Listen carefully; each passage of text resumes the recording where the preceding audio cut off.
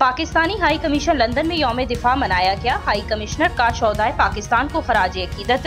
London से Asad Nawaz bureau chief की report के मुताबिक London Pakistani high commission London में यौम दिफा पाकिस्तान की 58वीं सालगिरह के मौके पर एक पुरवकार तकरीब का इनेकाद हुआ। तकरीब में बरतानिया की वजारत दिफा के नुमाइंदा डॉक्टर विक्टोरिया, लॉर्ड्स, MPs, दोस्त ममालिक की दिफाई अताशी और कम्युनिटी के अरकान ने शिरकत की। High commission doctor Mohammad Faisal ने अपने खिताब में इस दिन की अहमियत और पर रोशनी डाली। पाकिस्तान की दिफा में कुर्बानियां देने वाले बहादुर अफराद को खराज अकीदत पेश करने के लिए मौक़िफ़ दिया। उन्होंने कहा कि 6 सितंबर 1965 की तारीखी वाक़यात का जिक्र किया जब पाकिस्तान की मुसल्लह फ़ौज ने पुरअज़म शहरियों की मदद से एक बड़े दुश्मन के हमले को कामयाबी से पसपा कर दिया।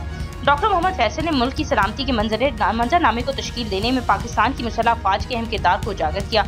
उन्होंने कानून साजी और माहौलियाती नेटवर्क में खलल के जरिए दहशतगर्दी का मुकाबला करने के लिए इनकी जारी कोशिशों पर रोशनी डाली। इनकी मिसाल नेशनल एक्शन प्लान है। हाई कमीशन ने दहशतगर्दी की बुनियादी वजूहात से निपटने के लिए आलमी ताउन की अहमियत पर जोर दिया। इस हवाले से उन्होंने बरतानिया पाकिस्तान के दरमियान दिफा और सलामती के शोबे में पायदार शराकत दारी को सराहा। इस मौके पर खिताब करते हुए डॉक्टर विक्टोरिया टू के दिफा और सलामती के अमूर में बरतानिया और पाकिस्तान के दरमियान जारी ताउन की अहमियत पर रोशनी डाली।